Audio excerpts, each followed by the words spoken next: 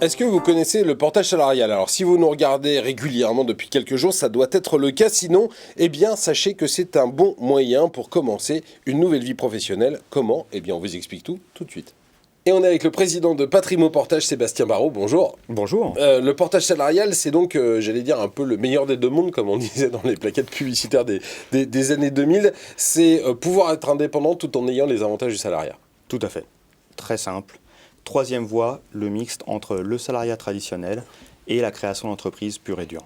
C'est à ça que vous vous adressez, c'est à ce public-là que vous vous adressez, ceux qui se disent qu'ils ont envie d'être indépendants mais qui sont encore trop frileux ou qui n'ont pas envie de monter leur boîte? Alors, effectivement, c'est la population cible habituelle, les gens qui veulent tester leur activité, qui veulent développer un business, mais qui ont un petit peu peur, en tout cas au début, d'aller sur la création pure et dure. Mais il y a de plus en plus de personnes aussi qui ont déjà été entrepreneurs précédemment et qui reviennent un petit peu, qui rebasculent sur le portage salarial pour un statut plus protecteur et avoir une meilleure protection sociale. C'est vrai que quand on est entrepreneur, se verser un salaire, ça coûte très cher, c'est très compliqué et il faut rentrer beaucoup de chiffre d'affaires pour réussir à se payer. Le portage salarial, finalement, c'est une solution qui est un peu plus simple pour continuer à avoir ces avantages du salariat, c'est-à-dire la cotisation à la retraite, la cotisation au chômage, etc. etc. Ouais, vous connaissez tout par cœur. Non, mais exactement ça. J'ai bossé un peu. Merci. Oui, mais c'est ça, effectivement. Ça coûte, de toute façon, tout coûte de l'argent à un moment donné. Mais comme vous le dites juste à propos, vous parlez de cotisation. J'aime bien. Souvent, on parle de charges.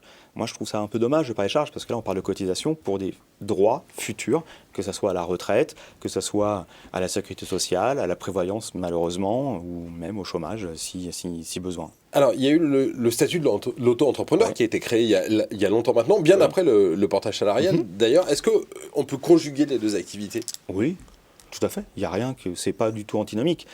La seule chose, c'est que financièrement, je ne suis pas certain que ça soit hyper avantageux parce que se diversifier trop, enfin en tout cas avoir plein de petites, mettre de l'argent un peu à droite, à gauche, comme ça, sur plein de systèmes différents, on n'optimise pas forcément. C'est ça, mais c'est absolument pas antinomique. Justement, est-ce que vous avez aussi une dimension de conseil vis-à-vis de ceux qui viennent utiliser vos services? D'abord pour leur expliquer justement que peut-être c'est peut-être pas la meilleure solution d'être à la fois entrepreneur et de faire appel à vous, mais aussi pour former leur prix. Parce que combien moi je vais me vendre à une entreprise sachant que justement il y a tout un tas de cotisations que je vais payer?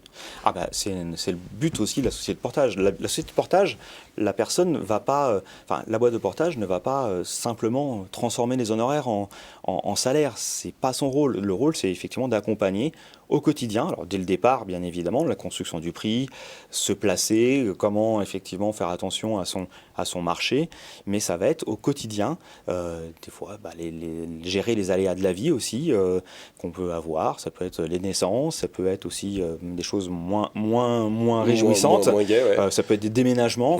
Ça peut être partir à l'étranger, des missions à l'étranger aussi. Enfin, c'est la vie de chaque entrepreneur et la vie de chaque salarié.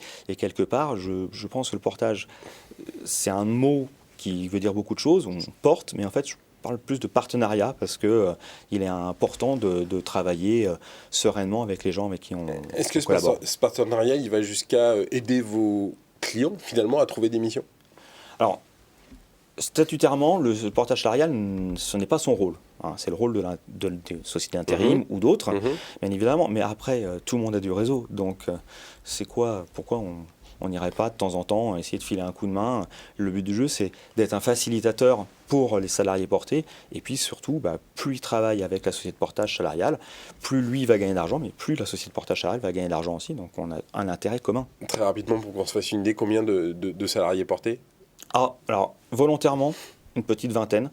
Je souhaite avoir une société de portage à taille humaine et non pas un gros mastodonte.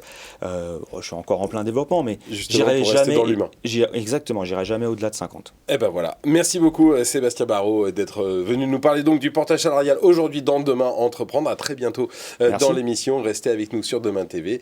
Demain Entreprendre, ça continue tout de suite.